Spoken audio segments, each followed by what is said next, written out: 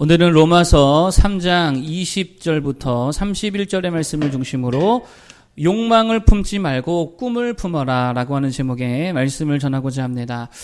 모 기업에서는요, 조직의 강화와 성장을 위해서 4D라는 프로세스를 운영하고 있다고 합니다. 4D가 뭐냐? 첫 번째는 디스커버리, 발견하다라고 하는 것이고, 두 번째는 드림, 꿈꾸기라는 것이죠. 세 번째 디자인, 설계고요. 마지막 네 번째 데스티니, 이것은 운명 삼아 지속 가능한 거. 이런 4D 프로세스를 운영하고 있다는 거예요. 무슨 말이냐? 먼저 어떤 가치와 의미, 목적, 강점 등을 발견하는 과정이 필요하고, 그런 다음에는 그것을 토대로 해서 꿈꾸는 게 필요하다는 거죠. 꿈꾸는 과정. 그런 다음에 그 꿈을 설계하고 디자인하는 과정이 필요하고, 네 번째는 그것을 운명으로 받아들여서 데스티니, 운명이잖아요. 지속하는 모습이 필요하다. 그렇게 되면 그 조직은 성장하고 강해지고 열매 맺더라라고 하는 것입니다. 우리 인생도 비슷하다라고 생각이 듭니다. 그래서 이 4D 프로세스를 적용해서 말씀을 전하고자 합니다. 첫 번째 디스커버, 발견이 필요하다라고 하는 거예요. 우리에게 어떤 발견이 필요하냐? 아마 두 가지 정도인데, 첫 번째는 우리의 상태에 대한 진실을 발견해야 된다는 거예요. 우리 상태에 대한 진실을 발견해야 되고, 둘째는 그리스도의 은혜를 발견해야 된다라고 하는 것입니다. 한 가지씩 말씀드린다면, 먼저 우리 상태에 대한 진실, 그거를 발견해야 된다라고 하는 거예요. 한마디로 우리 상태는 괜찮다는 거예요? 안 괜찮다는 거예요? 별로 안 괜찮다는 거죠. 지난주에도 이런 말씀을 드린 것 같은데, 한마디로 말하면 괜찮지 않은 우리의 상태를 좀 발견해야 된다는 거예요. 이게 진실이라는 거예요. 아무리 우리가 스스로 난 괜찮아, I'm fine, thank you, and you 해도 진실은 바뀌지 않는다라고 하는 거예요. 아무리 스스로 우린 괜찮아 한다 해도 진실은 변합니까? 안 변합니까? 변하지 않는다라는 것입니다. 성경은 처음부터 우리에게 말씀해 왔다라고 하는 게 뭐라고요? 야, 너 진짜 괜찮지 않아. 너 지금 상태 최악이야 라고 말씀해주고 있다는, 이게 진실이라는 거예요. 그런데 오히려 마귀가 하는 말이 뭐예요? 마귀는요, 늘 괜찮다고 말하죠. 가인이 아벨을 죽였을 때에도 괜찮아, 실수로 한 거잖아. 소돔과 고모라가 온갖 동성애로 완전히 도시가 다 점령당했을 때에도 괜찮아, 성의 결정은 자기가 하는 거야, 하나님이 하는 거 아니야, 자기가 결정해야지, 이러고 있다는 거예요. 낙태가 판을 치는 세상이 되어도 괜찮아, 일단 너부터 살아야지, 단지 세포일 뿐이야, 그거 아무것도 아니야, 괜찮아. 음란에 빠져도 괜찮아, 탐심에 사로잡혀도 괜찮아, 죽어가는 순간에도 괜찮아, 죽으면 끝이야, 안식이야, 아무것도 없어. 속이고 있다는 거예요. 그런데 하나님께서 말씀하신 우리의 상태에 대한 진실은 괜찮다는 거예요, 안 괜찮다는 거예요? 너네 그대로라면 안 괜찮다는 것이죠. 그게 23절입니다. 23절. 한번 읽어볼까요? 23절. 자, 의미를 생각하면서 23절 다 같이 읽어보겠습니다. 시작. 모든 사람이 죄를 범하였음에 하나님의 영광에 이르지 못하더니, 아멘. 모든 사람이 어땠다고요? 죄를 범하였음에 그 결과 어떻게 됐다고 합니까? 하나님의 영광에 이르지 못했다, 이렇게 말하고 있잖아요. 무슨 말입니까? 한마디로 너네 죄 때문에 망하게 됐다라고 하는 거예요. 죄를 범하였음에 어디에 이르지 못했다고요? 하나님의 영광에 이르지 못했다. 하나님의 영광이 무슨 말입니까? 쉽게 설명하면 하나님과 한편되지 못했다는 거예요. 하나님과 친구가 되지 못했고, 하나님의 자녀가 되지 못했고, 오히려 하나님과 원수되고, 하나님과 적이 되고, 하나님의 저주를 받게 되었다는 게 뭐에서? 모든 사람이 죄를 범하였기 때문에. 하나님과 적이 되었다, 대적자가 되었다. 무슨 말입니까? 쉽게 말하면 이런 거죠. 뭘 해도 안 되더라. 하나님과 적인데요, 뭘 해도 안 되는 인생이라는 거예요. 성경에 보면 하나님과 적된 사람들의 이야기가 나오죠. 대표적인 예가 여리고성 생각할 수 있을 것 같아요. 사람들이 모였습니다. 거대한 성을 지었습니다. 우리끼리 잘 살아봅시다 했습니다. 이 성 안에 있으면 평화롭습니다 라고 했다는 거예요. 당시가 겨우 해봐야 청동기 시대인데, 청동기 시대에 그렇게 거대한 성을 지어놓으면 그거 완전 난공불락이잖아요. 무슨 무기가 있습니까? 뭐 폭탄이 있습니까? 그거 어떻게 점령하죠? 성만 지으면 다 될 줄 알고 생각하고 그들은 모여서 하나님도 없이 성만 잔뜩 지었다라고 하는 거예요. 자, 그런데 어느 날 저 멀리서 히브리 민족이 애굽에서 올라와서 여리고성을 치려 한다라고 했다라는 것입니다. 그런데 가만히 보니까 히브리 백성들을 보니까 무기가 있어요, 없어요? 무기도 없어요. 그렇다고 쟤네가 양식이 많냐? 양식도 별로 없어요. 좀만 버티면 알아서 도망갈 것 같은 거예요. 무슨 군대가 훈련받은 군대냐? 아니요, 오합지졸이라는 거예요. 그러니 잘 지키고 있으면 좀 농성하다가 금방 다 돌아갈 것 같더라라고 하는 것입니다. 그래서 성벽 위에 군대를 두고 성문 철통같이 지키고 만에 하나에 대비해서 아주 철저하게 다 준비해 놓고 기다리고 있었다라고 하는 거예요. 자, 그런데 여리고성 입장에서 얘기를 하는 거예요. 그런데 이놈들이 쳐들어올 생각을 안 하고 성을 매일 한 바퀴씩 빙빙 도는 거예요. 그러면 어떤 생각이 들어요? 무섭습니까? 우습습니까? 저것들 뭐 믿고 저러는 거야. 뭐 이상한 행동을 하는 거야. 별것도 아니고 막 이럴 거 아니에요. 바보들, 멍청한 놈들. 그런데 7일째에 엄청난 지진이 나더니 성이 어떻게 됐습니까? 한순간에 다 무너져 내렸다는 거예요. 그래서 이스라엘에게 완전 대학살을 당하게 되어집니다. 여러분 잘 보세요. 무기도 있잖아요. 철동 같은 성도 있잖아요. 문명도 훨씬 앞서죠. 물자도 있어요. 다 있습니다. 딱 하나 없었어요. 뭐가 없었어요? 하나님 없었어요. 하나님의 도우심이 없었어요. 그러니 뭘 해도 된다 안 된다? 안 된다는 거예요. 결국 다 빼앗기고 털털털 털리고 죽고 망하더라는 것입니다. 이게 하나님의 영광에 이르지 못했다라고 하는 말이라는 거예요. 여러분 그런데 그게 누구의 모습이라고요? 모든 사람들의 모습이라는 거예요. 우리들의 모습이라는 거예요. 괜찮다는 거예요? 안 괜찮다는 거예요? 안 괜찮다고. 모든 사람이 죄를 범하였음에 하나님의 영광에 이르지 못하더니 뭘 해도 안 되는 인생, 범죄한 인생, 망할 인생, 소망 없는 인생, 그게 모든 죄인들의 상태에 대한 진실이라는 거예요. 그리고 그게 우리들의 실상이다라고 하는 것입니다. 그러니까 우리가 디스커버리, 그러니까 발견해야 될 게 뭐냐? 바로 이거라는 거예요. 알고 보니까 내 인생 이거 완전히 망한 인생이었구나. 뭘 해도 안 되는 인생이 되겠구나. 누구 없으면요. 하나님 없으면. 죄의 문제 해결 안 되면 하나님의 적으로 살고 있는 인생이구나. 이것부터 발견해야 된다는 거예요. 돈 벌면 뭐 합니까? 돈 벌면 뭐예요? 돈 때문에 망할 건데. 사랑하면 뭐예요? 사랑하면 뭐예요? 사랑 때문에 상처만 입을 텐데. 결혼하면 뭐 할 거예요? 하나님 없이 결혼해서 뭐 할 거예요? 죽어라고 고생만 할 건데. 이게 죄인들의 삶이라는 거예요. 세상을 보세요. 돈 많이 벌면 뭐 합니까? 결국 빌딩에서 떨어지던데요. 자녀들 다 마약하던데 우리나라 이거 재벌들 마약 문제 심각하다면서요. 최고 권력 얻으면 뭐예요? 다 깜빵 가는데. 언젠가 보니까 보험금 때문에 아내가 남편 죽이더라고요. 결혼할 때는 사랑해서 했을 거 아니에요. 근데 죽이더라고요. 보험금 때문에. 엄마가 잔소리 좀 했다고 저는 얘기해 드렸죠. 자기 빚 갚아줄 알바까지 한 나이 많은 자기 엄마를 샤워하는데 불태워서 죽여버리고. 사랑해서 결혼했는데 두드려 패고. 새끼나 갖다 버리고. 술에 마약에 음란에 다 죽어가는데 이게 망한 인생이죠. 아주 하나님의 영광이 없는 죄인들의 상태라는 것입니다. 그러면 죄를 깨끗이 하면 죄의 문제만 해결하면 다시 하나님의 이 영광이 회복될 것인데 문제가 뭐냐?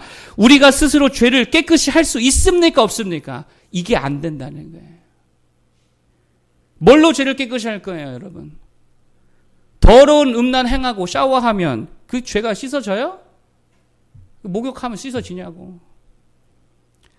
제가 군대에서 자대에 유일한 더블백 동기가 있었습니다. 그러니까 입대 날짜가 같은 동기, 더블백 동기라 그러거든요. 유일한 더블백 동기, 그러니까 전역할 때 같은 날에 가겠죠. 그래 얼마나 친하기 싫어하겠습니까? 교회는 종종 이 친구가 나갔는데 제가 볼 때 믿음이 있는 친구는 아니었습니다. 근데 언젠가 그 동기와 탄약고 근무를 나가게 되었습니다. 이런저런 이제 잡담을 하게 되다가 본인 과거 얘기를 하더라고요. 여자친구 낙태시켰대요.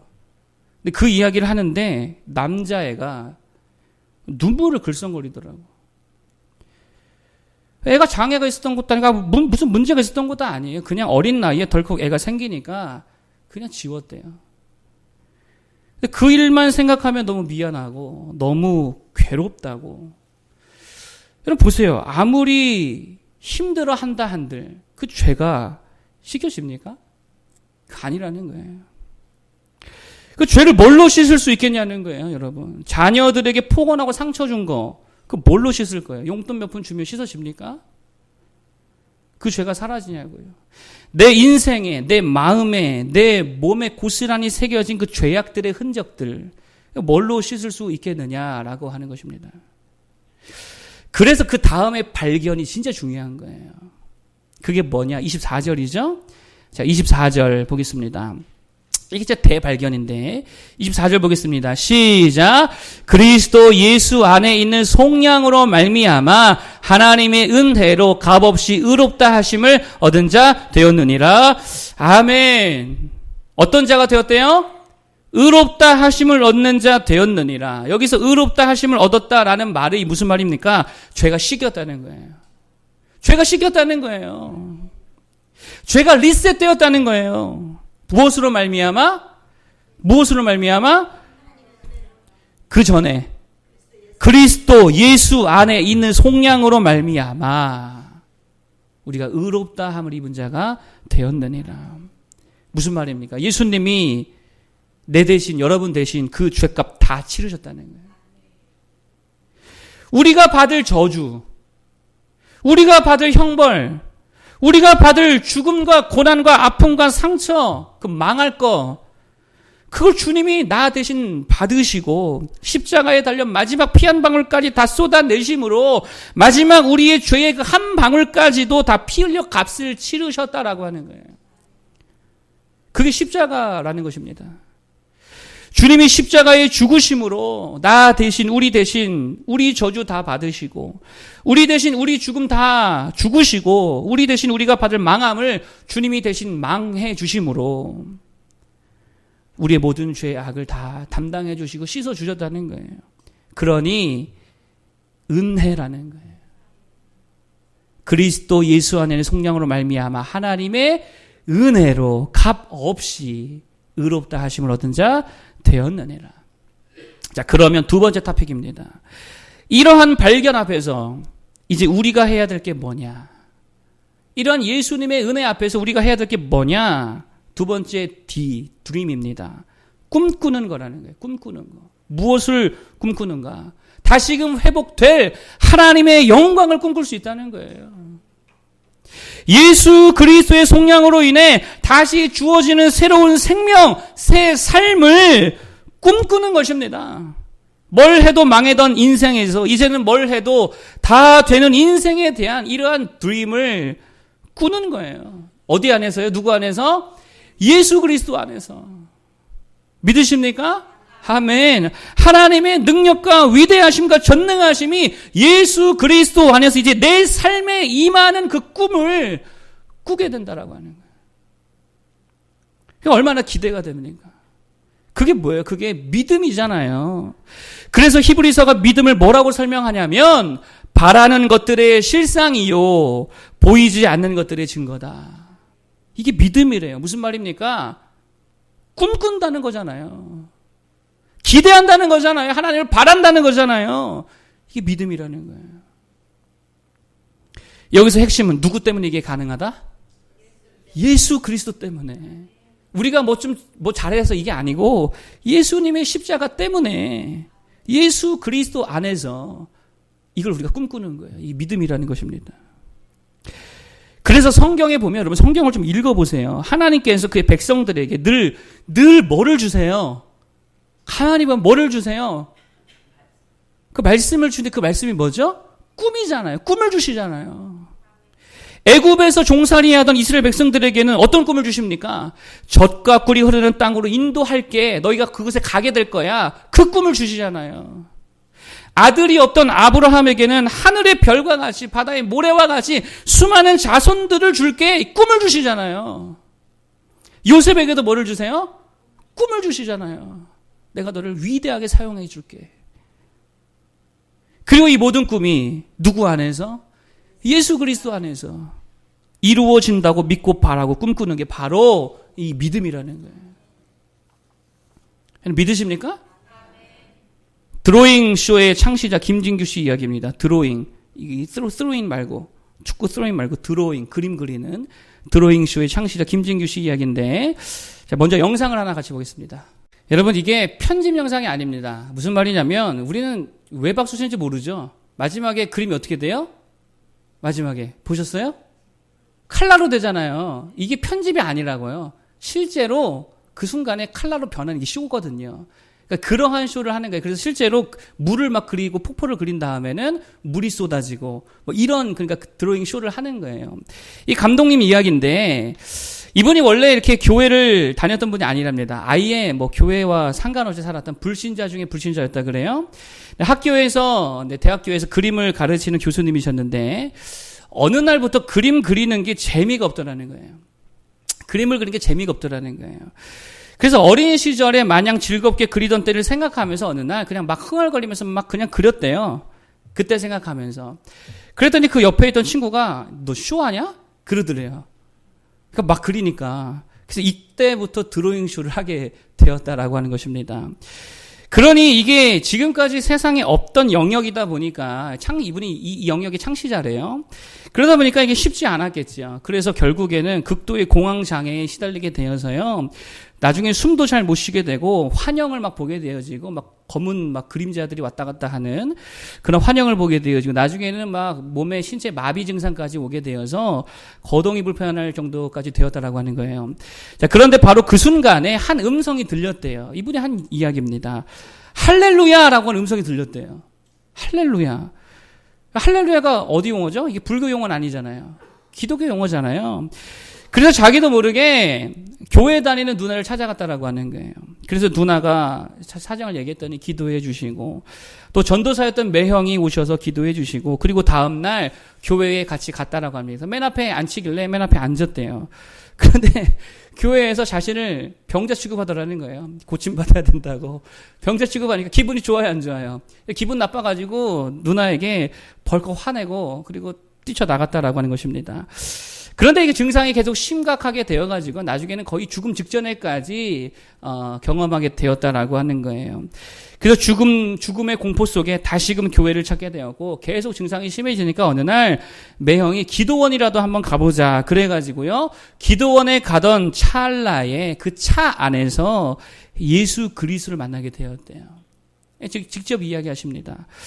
뭐 조금 이렇게 삭제를 하고 그리고 나서 성령께서 음성을 들려주셨는데 이렇게 말씀하시더라는 거예요. 네가 보고 들은 것을 네게 준 제주로 세상에 알려라. 강력한 그런 음성을 주시더라는 거예요. 그래서 이때부터 이분이 꿈꾸기 시작했다는 거예요. 뭐를요? 크라이스트 드로잉 쇼. 이 드로잉 쇼를 내가 이것을 통해서 예수 그리스도를 증거해야겠다. 이거를 꿈꾸기 시작했다는 게 그리고 기획하고 그리고 일하기 시작했습니다. 그러자 놀라운 일들이 일어나게 됐다라고 하는 거예요. 어느 날은 쇼의 클라이막스에서 빈 백지에서 갑자기 예수님의 얼굴이 딱 튀어나오는 어떤 그런 쇼를 연출을 하게 되었다라고 합니다. 그런데 그때에 이모와 함께 왔던 한 아이가 있었는데 그 아이가 선천성 류마티스로 인해서 일어나지 못하는 아이였다라고 하는 거예요. 그런데 그때 그 감동이 얼마나 컸는지 이 아이가 벌떡 일어나더라는 거예요. 어떤 날은요, 일본 야외 광장에서 이런 드로잉 쇼를 하게 되어졌는데 그때는 최후의 만찬을 그렸다 그래요. 그런데 한 분이 와서 그림 잘 봤다고. 근데 알고 보니까 이분이 앞을 못 보는 사람이더라는 거예요.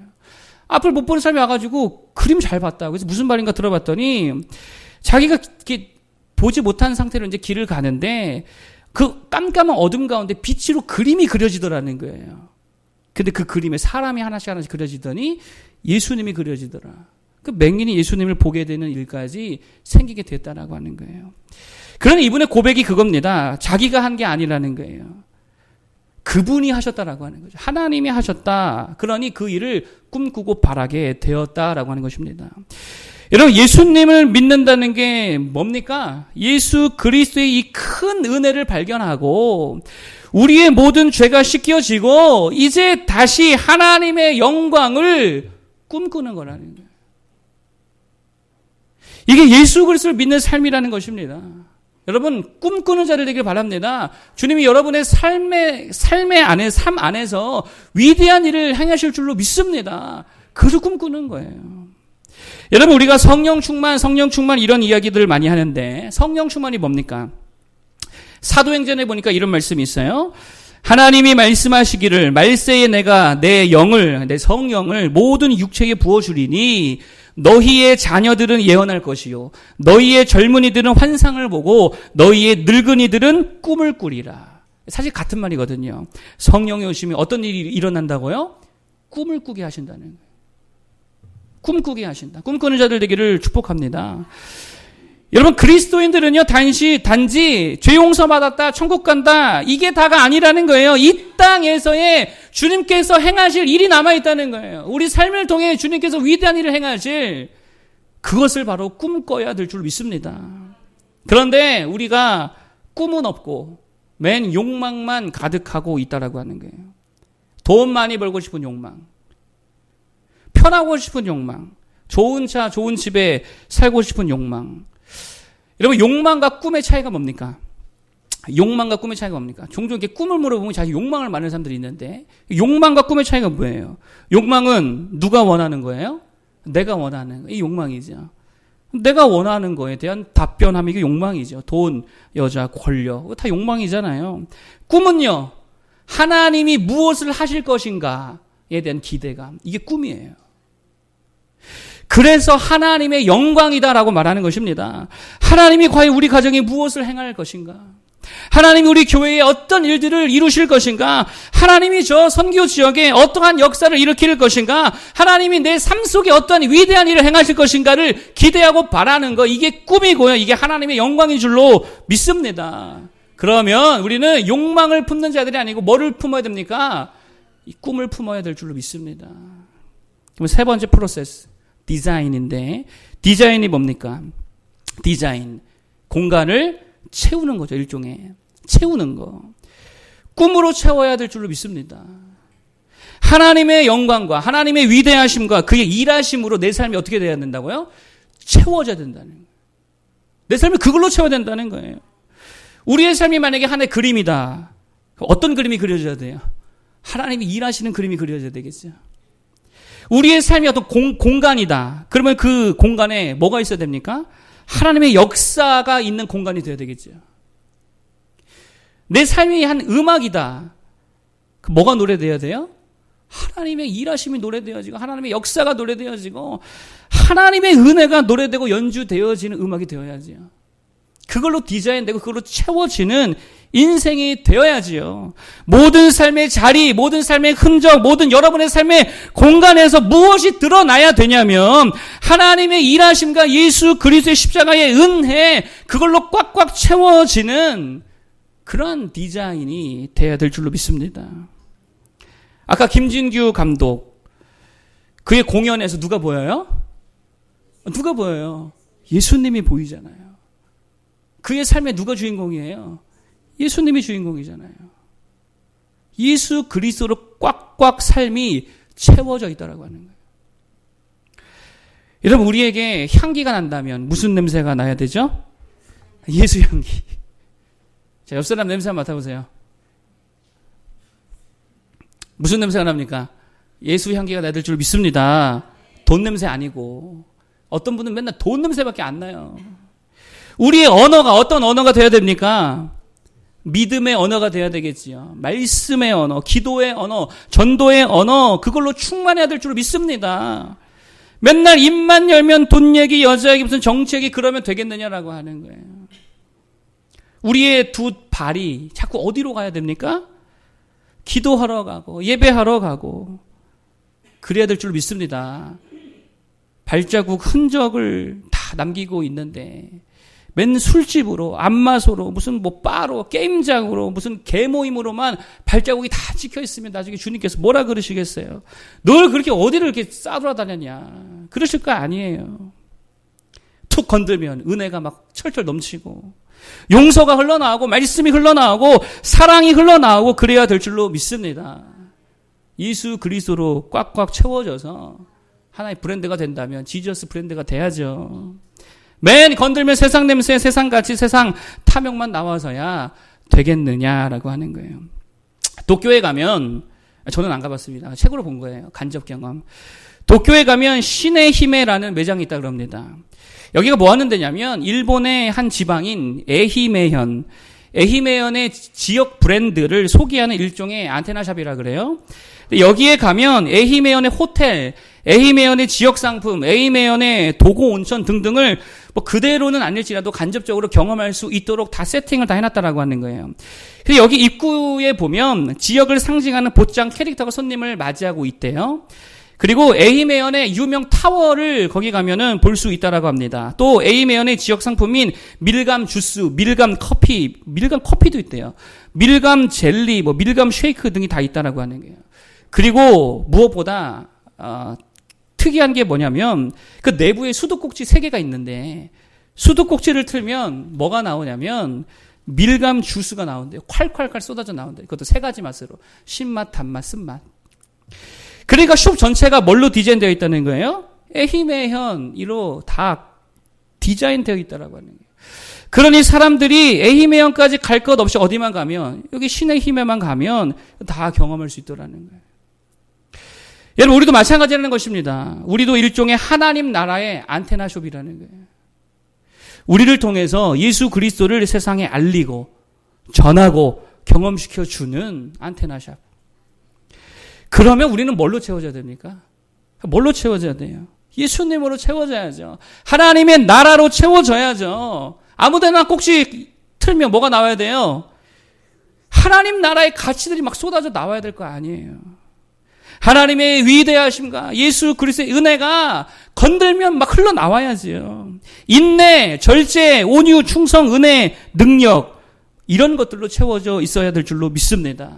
그런데 건들면 막 욕이 나오고 건들면 짜증부터 나오고 건들면 심술, 질투, 뭐 핑계, 우울감 그러면 사람들이 거기 가요 안 가요? 안 가죠. 왜 가요? 저도 불신자 친구들이 있어서 잘 알고 있습니다. 세상이 그래도 그리스도인들에게 기대하는 게 뭡니까? 욕을 할지언정 욕하면서도 그들이 기대하는 게 있어요. 그게 뭐냐? 세상과 좀 다를 거라고 기대해요. 지금 부담돼 죽겠어요. 제가 친구만 만나면 5째 안 낳니? 너는 끝까지 날 줄 알았대. 무슨 우리 집에 무슨 애 낳는 기계도 아니고 끝까지 날 줄 알았대요. 다름을 기대한다는 거예요. 우리를 통해 뭘 보고 싶어 하느냐? 하나님의 나라를 보고 싶어 합니다, 세상이. 하나님의 마음을 보고 싶어 한다는 거예요. 하나님의 능력을 보고 싶어 한다는 거예요. 여러분, 제주도 왜 가죠? 제주도를 경험하고 싶어서 가는 거 아닙니까? 제주 갈치나 제주 흑돼지가 뭐 여기서 먹는 거랑 똑같다. 그럼 아무 차이도 없다. 그러면 거기 안 가죠. 여기서 그냥 먹고 말지. 왜 신의 힘에를 가요? 밀감 주스가 틀면 나오잖아요. 여기는 안 나오잖아요. 그거 보러 가는 거 아니겠어요? 왜 사람들이 교회를 혐오합니까? 그게 없어서 그래요. 교회가 더 정치적이고 교회가 더 돈 밝히고 교회가 더 미워하고 교회가 더 파당 만들어 사람 패대기 치고 더 정죄하고 사람들은 우리를 통해서 하나님의 나라를 기대하는데 예수 그리스도를 기대하는데 이놈의 교회가 더 마귀 같으니까 다시는 안 가죠.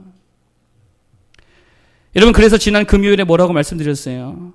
우리의 삶이 사람들이 보기에 야 저렇게 좀 살고 싶은 삶이 되어야 된다 이렇게 말씀드렸잖아요. 야 나도 너처럼 살아보고 싶다. 나도 너 같은 인생을 살고 싶다. 넌 뭐가 그렇게 즐겁니? 뭐가 그렇게 늘 긍정적이니? 뭐가 그렇게 신나니? 나도 좀 너가 믿는 하나님 한번 알아보고 싶다. 이러한 삶이 되어야 된다라고 하는 거예요. 그럼 그걸 위해서 우리가 할 게 뭡니까? 하나님의 위대하심이 내 인생에 꽉꽉 채워지기 위해서 우리가 할 게 뭐예요? 늘 말하는 거지만 기도, 말씀, 예배, 선교 이걸로 우리의 삶을 다 디자인할 수 있기를 바랍니다. 그러면 하나님의 위대하신 꿈이 이루어지게 될 줄로 믿습니다. 그냥 아무데나 꽂아놓고 꼭지 틀면 주의 은혜가 막 콸콸 나올 수 있는 그런 우리의 인생이 되기를 간절히 축복합니다. 오늘은 4번째까지 있어서 죄송합니다. 마지막 프로세스 4번째, 데스티니. 이게 운명이란 뜻이죠. 그러니까 뭐냐? 이러한 삶이 우리의 운명처럼 지속돼야 된다는 거예요. 지속성을 말하는 것입니다. 이런 디스커버리, 발견하고 이런 드림, 꿈을 꾸고 이런 디자인이 어떻게 돼야 된다고요? 우리의 운명이 되어서 지속돼야 된다는 거예요. 내 삶에 예수 그리스도의 은혜를 발견하고 하나님의 일하심을 꿈꾸고 그것으로 다 채워져 디자인되고 그리고 이 모든 과정이 어떻게 돼야 된다고요? 지속돼야 될 줄로 믿습니다. 여러분 그런데 지속의 능력이 어디에 있어요? 지속할 수 있는 힘이 어디에 있죠? 우리가 어떨 때에 뭔가를 지속할 수 있습니까? 설렘이 있을 때 지속할 수 있잖아요. 설렐 때. 예배에 대한 설렘이 있을 때 예배가 지속되는 거죠. 기도에 대한 설렘이 있을 때 지속되죠. 제가 새벽에 그래도 8시까지는 앉아서 기도하자. 그래서 이제 지금까지 계속 지키고 있는데 중간에 제가 이제 6시 30분부터 한 25분 정도 차량 운행을 갔다 오는데요. 차량 운행을 갔다가 다시 교회에 들어올 때의 제 발걸음이 설레는 발걸음으로 들어옵니다. 또 기도해야지. 또 기도해야지. 설렐 때 기도가 지속이 되는 거예요. 선교 마찬가지죠. 언제 그게 지속될까요? 선교를 생각할 때 계속 설레면 이게 지속이 되는 거예요. 말씀에 대한 설렘이 있어야 계속 말씀을 듣고 읽고 그렇게 된다는 거예요. 제가 신학교 공부를 하면서 저희가 이제 칼빈주의니까 칼빈의 주석을 되게 갖고 싶었습니다. 근데 이게 오래전 절판이 되어서 도저히 구할 수가 없더라는 거예요. 여러 이제 가족들에게도 한번 알아보라라고 했는데 이게 구할 수가 없는 거예요. 그래서 그때 늘 기도 제목이 하나님 어떤 비용을 치러도 좋사오니 그 책을 좀 구해 주십시오. 이게 늘 저의 기도 제목이었습니다. 그러다가 어느 날 진짜 우연찮게 어떤 분이 자기가 아시는 목사님이 다 자기 도서를 처분하려고 하는데 칼빈 주석 전권이 있다는 거예요. 그거 무조건 제가 갖겠습니다. 그래서 이제 값을 치르고 가지고 왔습니다. 그러니 여러분 아시죠? 보고 싶은 책을 딱 사서 처음 열 때 그 설렘 있잖아요. 얼마나 설레게 이걸 받겠어요. 보고 또 보고 또 보고 설교할 때마다 참고하고. 그런데 어느 순간 이게 좀 어렵기도 하고 번역을 좀 이상하게 해놓기도 하고 이게 무슨 말인지도 모르겠고 이 시대에 좀 안 맞는 것 같기도 하고 적용이 좀 아닌 것 같기도 하고 이런 생각이 드니까 뭐를 잃어버려요? 설레임을 잃어버리는 거예요. 설레임을 잃어버리니까 읽을까요? 안 읽을까요? 안 읽은 지 지금 엄청 오래된 것 같은데. 안 읽죠. 여러분 잘 보세요. 운동이든 공부든 일이든 설렘이 없으면 지속이 안 돼요. 그러면 어떻게 해야지 설렘이 계속 설렐 수 있느냐? 적용을 해야 된다는 거예요. 적용이 안 되면 설렘은 멈춰버립니다. 아무리 악기 연습을 해도 연주할 무대가 없으면 금방 설렘이 사라지죠. 근데 내가 연습하는 것을 보여줄 무대가 있다. 그러면 계속 설레는 거예요. 오토바이 할리라고 있습니다. 할리 이런 거 있잖아요. 할리 아시나 모르겠네. 오토바이 할리의 고객들은요. 이 자신의 오토바이 할리에 대해서 엄청난 애정과 엄청난 자부심과 심지어 그 충성심까지 있다 그래요. 오토바이에 대한 설렘이 있는 거죠. 그 비결이 뭐냐? 동호회 모임 때문이래요. 동호회 모임. 그러니까 혼자 타면 설렘이 금방 끝이니까 동호회 모임 통해서요. 같이 할리갈리 이러면서 이제 다니니까 늘 그 설렘이 유지된다는 거예요. 일종의 적용이죠. 여러분은 왜 예배와 말씀과 기도의 설렘이 사라집니까? 적용하지 않아서 그래요. 교회 와서만 예배, 기도, 말씀 이러니까 금방 설렘이 사라집니다. 그런데 그 말씀이 여러분 직장에서도 적용되고 가정에서도 적용되고 삶의 모든 부분에서 적용될 때에 하나님의 일하심을 그 모든 영역에서 바라보게 될 때에 뭐가 있는 거예요? 설렘이 넘치는 거예요. 순종을 안 하니까 끝까지 인내하며 기도하지 않으니까 금방 설렘이 사라지더라는 거예요. 매주 설교 들어봐야 다 까먹고 적용해요, 안 해요? 적용을 안 하니 무슨 설렘이 있습니까? 무슨 은혜와 능력을 경험하겠습니까? 그러니 늘 타성에 젖은 예배가 되더라는 거예요. 여러분 적용하시기 바랍니다. 순종하시기 바랍니다. 모든 영역에 그걸 다 응용하고 적용할 때에 하나님이 그 모든 영역 가운데 역사하시고 그럴 때에 내 안에 설렘이 있고요. 그럴 때에 기도도 지속되고 예배도 지속되고 다 지속이 될 줄로 믿습니다. 결론의 말씀을 드리겠습니다. 우리 삶에 4가지 중요한 과정이 필요하다라고 말씀드렸습니다. 첫 번째 과정은 디스커버리, 발견이라 그랬죠. 먼저 우리 상태가 어떤지를 발견해야 될 줄로 믿습니다. 진실을 봐야 된다는 거예요. 진짜 이 망할 상태. 전혀 괜찮지 않은 우리들의 상태. 죄로 인해 하나님과 대적이 되어서 하나님의 영광에서 한참 멀어도 너무나도 멀리 떨어져 버림, 뭘 해도 망할 우리의 상태를 바라봐야 된다는 거예요.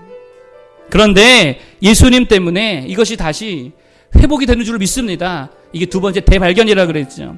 주님이 우리의 죄를 담당해 주셔서 다시 하나님의 영광을 회복시켜 주신 줄로 믿습니다. 그러면 그 다음에 우리가 해야 될 일이 뭐냐? 예수 그리스도를 믿는 거죠. 그리고 그분으로 인해 새로운 삶을 꿈꾸는 것입니다. 하나님이 내 인생에 새로운 역사를 일으킬 것들을 바라고 소원하고 꿈꾸는 거, 드림이죠. 하나님이 행하실 줄로 믿습니다. 하나님이 위대한 일을 이루실 줄로 믿습니다.